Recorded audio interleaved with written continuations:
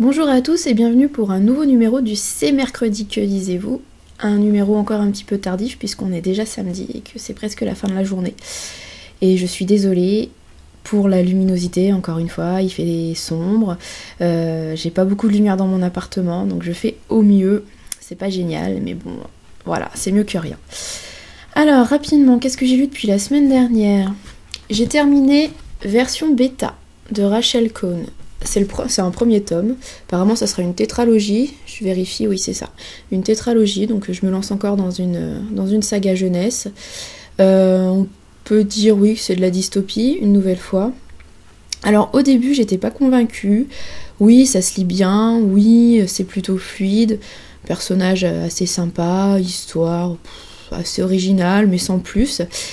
Et au milieu du livre, à peu près, ou peut-être un peu plus loin, on a une révélation, une grosse surprise, enfin je l'ai pas du tout vu venir, et ça a relancé mon intérêt pour l'intrigue, pour l'ensemble de l'histoire, et j'ai trouvé la deuxième partie vraiment, vraiment bien meilleure que la première, et grâce à ça, c'est pas un coup de cœur, mais c'est pas loin, j'ai vraiment bien aimé, et j'ai hâte de lire la suite. Alors pour la petite histoire, c'est Elysia, qui a 16 ans, si je dis pas de bêtises, oui voilà, et en fait, Elysia est un clone. Elle a été créée à partir du corps humain d'une jeune fille qui est morte. Et donc elle a pris la place de l'âme de la jeune fille dans ce corps humain. Et en fait les clones, dans ce futur pas très éloigné il me semble, sont achetés, utilisés comme des esclaves par des familles aisées, des vrais humains, sur une île. Et donc Elysia est achetée par la famille du gouverneur de l'île pour remplacer leur fille aînée qui est partie faire des études dans la grande ville du territoire. Voilà, en gros c'est ça. Et en fait, Elysia, eh bien c'est pas un clone normal, c'est une version bêta, c'est une des premières adolescentes clones qui est créée, parce que habituellement les scientifiques font des versions adultes, puisque les adolescents avec leurs hormones et tout ce qui fait un adolescent sont un petit peu changeants et donc difficiles à contrôler, donc difficiles à créer. Voilà, donc Elysia est une des premières versions bêta adolescentes. Voilà. Donc, il y a un truc qui va pas, enfin on croit qu'il y a un truc qui va pas chez Elysia, c'est parce qu'elle ressent des choses, alors qu'un clone, normalement, c'est censé être comme un zombie un petit peu, ne rien ressentir, obéir aux ordres. Et Elysia, elle fait semblant puisqu'elle a été achetée pour, et que de toute façon depuis qu'elle s'est réveillée on lui a dit que son rôle c'était de faire plaisir à ses maîtres et de servir ses maîtres, donc elle obéit, elle connaît pas autre chose, mais elle commence à se rendre compte que la vie c'est peut-être pas servir quelqu'un, c'est peut-être pas être un esclave. Elle découvre petit à petit les notions de liberté, de libre arbitre. Elle découvre les goûts et les saveurs des aliments comme le chocolat, alors que normalement les clones ne sont pas censés avoir avoir les saveurs. Et plus important, elle a les souvenirs de la jeune fille à qui elle a pris le corps. Voilà, en gros c'est ça le début. Et les choses s'accélèrent avec l'arrivée de Tahir, enfin je crois que ça se dit comme ça, T-A-H-I-R, Tahir. Un jeune homme qui a eu un accident. C'était le garçon le plus aimé de l'île, c'est un humain, hein. Et il revient sur l'île après avoir passé des mois et des mois dans le coma et à l'hôpital. Et Elysia donc le rencontre, et ils ont l'air de bien s'entendre, et je vous en dis pas plus. Voilà. Donc au début je me disais oui, ça ressemble beaucoup à Glitch, qui est aussi sorti dans la collection R chez Robert Laffont. Je l'ai lu il y a quelques mois. Vous pouvez voir la chronique sur le blog, d'ailleurs j'avais pas trop aimé. Et c'est un petit peu le même principe au début, si vous voulez. Je me souviens plus du tout du nom de l'héroïne, qui est censée ne pas avoir de sentiments, être un petit peu un robot, un zombie. Et en fait, elle glitch, elle a des bugs, d'où le nom du livre, a des sentiments et découvre ce que c'est en fait que d'être un être humain. Donc là je me disais, bon, ça ressemble quand même pas mal. Et en fait, autant Glitch m'a beaucoup déçue puisque on a vraiment la romance et le triangle amoureux qui est très présent, autant dans version bêta, ça m'a plu. Ok, il y a une romance. D'ailleurs, on sent le triangle amoureux qui va arriver, je pense, dans la suite, mais pour le moment, c'est pas vraiment là. Mais ça passe bien. La romance, c'est pas non plus au centre de l'intrigue. Elle est là, c'est vrai, mais elle est pas gênante. Et donc, ça m'a bien plu.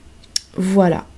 Et en plus, la dernière page, non, pas confirme parce que je l'avais pas vu venir, mais apporte une nouvelle révélation assez forte. Et donc 2 nouvelles questions, et j'ai très envie de lire la suite pour savoir comment l'auteur a pu régler tout ça. Voilà, donc franchement dans la collection R, c'est pas le premier du podium, je sais même pas s'il est dans le top 3, mais franchement il est pas mal placé, j'ai bien aimé, et quitte à choisir un titre dystopique, je vous conseille plutôt celui-là que Glitch. Voilà. Ensuite, j'ai lu quoi la semaine dernière ? J'ai lu le 2e tome d'Orianor. Vous voyez, c'est une petite novella, ça fait 113 pages. C'est, comme le dit son auteur, un petit feuilleton. Je sais pas si vous vous souvenez, mais le 1er tome m'avait plu. C'était assez introductif. C'est vrai qu'on comprenait pas tout ce qui se passait dans ce monde, puisqu'en 100 pages, 110 pages, c'est pas très facile de donner beaucoup d'informations sur les personnages qui étaient assez nombreux en plus. Donc on pouvait reprocher un petit peu ça à l'auteur, de nous embarquer dans un monde assez complexe, assez riche, et de pas avoir toutes les clés de lecture. Bon, c'est vrai que dans 113 pages, c'est pas possible. Alors pour ceux qui avaient été déçus un petit peu par ce côté-là dans le 1er tome, rassurez-vous, dans ce 2e tome, on a vraiment énormément d'informations sur le monde créé par Jean Avril, l'auteur, et c'est hyper intéressant. Par contre, ceux qui cherchent de l'action, vous en trouverez pas vraiment dans ce 2e tome, puisqu'en fait, on retrouve les 3 groupes que je vous avais déjà présentés dans le précédent opus. Donc vous avez... je me souviens plus des prénoms, c'est une horreur. Oui, le roi qui a été kidnappé, Uris, qui est dans sa montagne, et qui est donc enchaîné à son pire ennemi. Il est dans la montagne noire chez les ennemis, c'est un esclave. Donc vous avez le roi, donc ce roi-là. Vous avez ensuite quoi comme groupe ? Vous avez Kael, Akar et Blanc. Alors Blanc, c'est le petit garçon, c'est le fils de Uris, donc le roi qui est enfermé dans la montagne noire. Il est en compagnie de Kael et Akar, qui sont des chevaliers... je sais plus, des chevaliers blancs, des chevaliers de la lumière. Je suis désolée, c'est une horreur, mais je lis tellement de livres que les termes précis, je les oublie. Il me reste les thèmes principaux, je vois bien dans ma tête, mais les termes, je suis désolée, je les ai pas. Bon bref, ces chevaliers de la lumière protègent donc le petit blanc. Voilà, donc ça c'est le 2e groupe, c'est un peu confus, je suis désolée. Et le 3e groupe, c'est Jade, Iridia et Raygon, j'espère que ça se dit comme ça, qui eux sont 3 jeunes, donc chevaliers aussi, qui veulent rejoindre la capitale d'Andriel pour pouvoir combattre, puisque Andriel c'est le dernier royaume qui est libre, qui n'a pas été pris par les forces ennemies. Voilà. Et j'ai oublié de vous le dire, mais je vous l'avais déjà dit pour le 1er tome, le petit garçon qui s'appelle Blanc et les 2 chevaliers qui l'accompagnent sont aussi en direction de la capitale pour se mettre à l'abri et pour pouvoir combattre et défendre le dernier bastion, on va dire, libre de cet univers. Voilà. Donc en fait on retrouve les mêmes groupes que dans le 1er tome. Et alors pour ceux qui attendent que ces groupes avancent, qu'il y ait de l'action, en fait je vous le dis tout de suite, concrètement dans le présent de narration il se passe pas grand chose, mais par contre on apprend énormément de choses sur le passé des personnages, et notamment sur le passé du roi Uris, de sa rencontre avec sa femme qui malheureusement est morte, on le voit dans le 1er tome, et c'est super intéressant. J'ai trouvé ça vraiment très bien mené, j'ai adoré en apprendre plus sur le monde, et j'ai vraiment hâte de lire le 3e tome. Donc c'est très court, c'est encore un petit feuilleton, Il faut pas s'attendre à, je vous le dis, de l'action, mais par contre, si vous êtes curieux de savoir ce qui se passe dans cet univers, quel est le passé de ce monde-là, bah franchement, ce deuxième tome, il est vraiment super intéressant, super bien. Voilà, ça m'a vraiment beaucoup plu. Ensuite, j'ai lu le 3e tome de La fille aux licornes de Lénia Major, et j'ai enfin fini une saga dans ma bibliothèque. Ça faisait très longtemps que ça m'était pas arrivé, je suis très contente. Et en plus, je suis encore plus contente puisque c'est un coup de cœur. J'ai adoré, vraiment. Autant le 1er, 2e tome, j'avais trouvé ça très bien pour les plus jeunes, j'avais apprécié, même si je m'étais pas vraiment attachée au personnage, mais j'avais apprécié l'univers et la plume. Mais là, vraiment, j'ai été à fond du début à la fin. J'ai trouvé que c'était bien mené, l'intrigue hyper originale, les personnages attachants. Enfin, on apprend encore plus à connaître les petits héros qui ont grandi, puisque ça se passe 1 an après le 2e tome. Et franchement, super, super, super. D'ailleurs, je crois que je pensais à ça l'autre fois. Et d'auteurs français de fantasy pour la jeunesse, je crois que j'ai lu que Pierre Bottero. Et franchement, à mon goût, Lénia Major est à la hauteur de Pierre Bottero. Et je dirais même que cette trilogie des licornes va plus me marquer que La quête des vilanes. J'ai lu que cette trilogie-là de Pierre Bottero. Mais La fille aux licornes va plus me marquer parce que j'ai trouvé ça hyper original, les licornes. Franchement, je veux pas vous en dire beaucoup puisque je peux pas vous raconter l'histoire, sinon je vais spoiler les 2 tomes précédents, et pour ceux qui n'ont pas lu du tout, ça sera pas génial. Tout ce que je peux vous dire, c'est que ça vaut le coup de lire cette trilogie juste pour ce dernier tome, qui est vraiment super, super fort, super intense. Il est plus long que les 2 premiers. D'ailleurs, je pense qu'on ajoute une centaine de pages au fil des tomes. Le premier, on faisait qu'une centaine, le deuxième un peu plus de 200, et là, on est à 320 à peu près. Et ouais, je conseille, vraiment, c'est une super bonne trilogie pour les plus jeunes, et même pour les lecteurs de fantasy un peu plus aguerris. C'est vraiment super sympa. Voilà, je ne veux pas vous en dire plus, mais je conseille vraiment très fortement. Voilà. J'ai commencé tout juste hier un petit pavé en poche chez Pocket. En plus, c'est écrit tout petit, les pages sont très fines. C'est l'intégrale de Succession de Scott Westerfeld. Alors, l'auteur, c'est celui qui a fait Uglies. J'ai lu le 1er tome il y a quelques années, ça m'avait bien plu, mais c'était très jeunesse. Et là, j'avais envie de le découvrir dans quelque chose de plus adulte, et c'est de la science-fiction vraiment pure et dure. Donc j'étais très pressée de commencer ce livre. Et en fait, j'ai lu 60 pages depuis hier, et c'est vraiment très très difficile à lire. En fait, c'est de la SF pure et dure, mais c'est hyper hard. Je crois que on peut dire que c'est de la hard SF. Enfin, je connais rien dans les sous-genres de la SF, donc je dis ça au pif. Mais c'est vraiment pas facile à appréhender.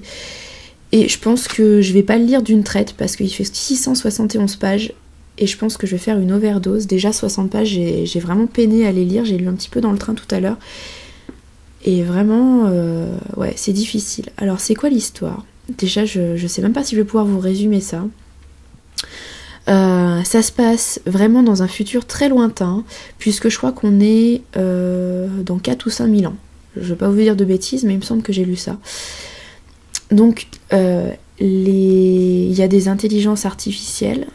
Les machines sont un petit peu en guerre contre les humains.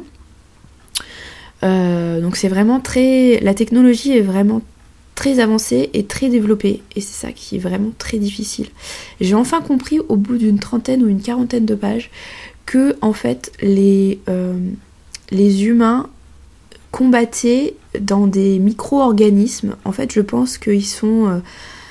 à leur base, enfin je vous dis peut-être des bêtises, mais j'ai compris ça, ils sont dans une base, et en fait ils contrôlent des petits, comme des petits insectes microscopiques qui eux combattent d'autres petits insectes microscopiques qui sont des machines.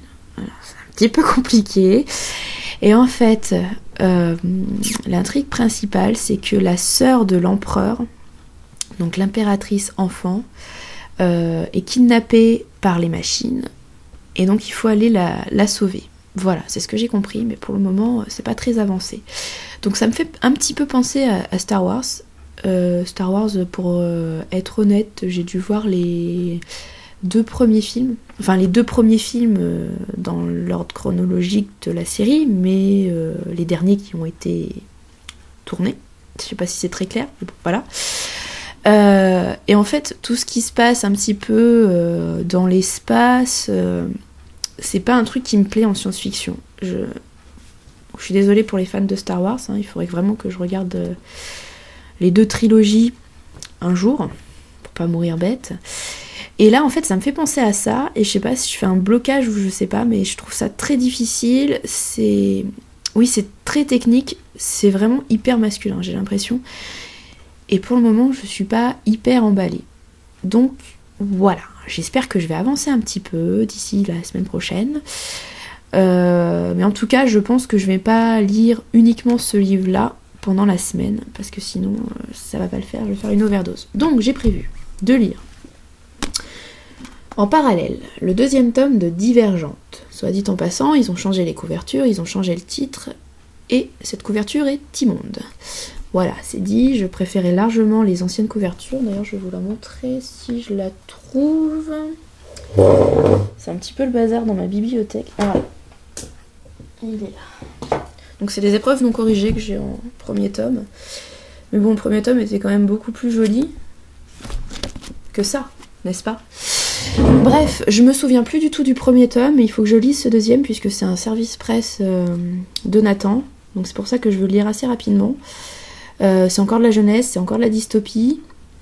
J'espère que je vais réussir à rentrer dans cette histoire, puisqu'il semblerait, enfin en tout cas c'est ce que j'ai lu des chroniques qui sont déjà parues sur ce deuxième tome, que quand on a lu le premier tome il y a très longtemps, c'est très difficile d'entrer dans ce deuxième tome. Donc j'ai aucun souvenir du premier tome, à part le nom des héros qui sont 4 et Triss, mais alors sinon, que dalle. Donc on verra, je vous en parle je pense la semaine prochaine, parce que comme c'est de la littérature jeunesse, c'est écrit assez aéré, voilà, ça se lit vite. Et je pense que ça va se lire beaucoup plus vite que Succession. Voilà. Et sinon j'ai prévu, mais alors je suis vraiment pas sûre de pouvoir le lire, mais comme ça fait moins de 100 pages, je me dis je vais peut-être pouvoir le passer. C'est Un rêve ensorcelé de Anne Beaugrand. Et c'est illustré par Mille Rocky. Voilà, je crois. Donc c'est un tout petit livre jeunesse que l'auteur m'a proposé de lire et de chroniquer. J'ai très envie de me lancer dans ce petit livre, puisque comme vous le savez, la littérature jeunesse, enfin vraiment jeunesse, je connais assez peu, mais cette année, comme je travaille dans les BCD d'une école maternelle et primaire, j'ai l'occasion de lire pas mal d'albums et de découvrir pas mal de livres pour les enfants de 3 à 11 ans. Donc je me suis dit, que je pourrais lire Un rêve ensorcelé, et s'il me plaît, pourquoi pas le conseiller pour un achat pour l'année prochaine dans la bibliothèque. Voilà, donc je vous en parle très vite, c'est 75 pages à peu près, je pense. Donc ça va être vite lu, et j'espère pouvoir le placer entre Divergent et Succession, je crois. Ça me fera un petit peu une petite pause dans Succession. Voilà, je voulais vous dire aussi que, 2 choses. La semaine prochaine, je ne tournerai pas la vidéo le mercredi, puisque Tsuki arrive demain chez moi pour un petit séjour lyonnais. Et donc elle va rester quelques jours, et je vais pas tourner la vidéo pendant qu'elle sera là, puisqu'on aura autre chose à faire que tourner la vidéo et s'occuper des blogs. À moins qu'elle veuille apparaître sur la vidéo avec moi, pourquoi pas, je lui proposerai, on verra. Donc la vidéo sera plutôt tournée vendredi. Voilà, je vous préviens. Et sinon, je me suis rendu compte que je n'avais jamais fait d'article de présentation sur le blog. Enfin si, j'en avais fait un au tout début du blog, c'est-à-dire il y a presque 7 ans. Il a été supprimé assez rapidement et j'en ai jamais refait un. Et donc je me suis rendu compte que pour les gens qui arrivent sur le blog, ils sont peut-être un petit peu perdus puisqu'ils ne savent pas qui je suis. Donc je pense que le design du blog indique que je suis une fille, je crois. Bon, ça veut rien dire, hein, mais bon. Mais sinon, à part la photo sur le blog et les vidéos, mais tout le monde ne regarde pas les vidéos puisque c'est pas un support que beaucoup apprécient. Donc je me suis dit qu'il fallait que je fasse un article de présentation. Vous êtes apparemment plusieurs à dire que c'est une bonne idée, donc je crois que je vais me lancer. Mais par contre, je sais pas du tout de quoi je vais parler dans cet article de présentation. Donc si vous avez des questions à me poser, à condition qu'elles soient pas trop privées, forcément. Si vous avez des questions à me poser, bah allez-y, j'essaierai d'y répondre dans cet article de présentation. Si vous avez des suggestions, n'hésitez pas. Et si vous avez envie que je tourne une vidéo en annexe à l'article de présentation, bah dites-le moi, parce que je suis pas sûre que ce soit très utile, mais si ça vous fait envie, si vous êtes plusieurs à le demander cette vidéo de présentation, je le ferai avec plaisir. Voilà, je vous souhaite un bon week-end, de bonnes fêtes de fin d'année, un bon réveillon, et puis à l'année prochaine, en 2013, bonne lecture et bon réveillon.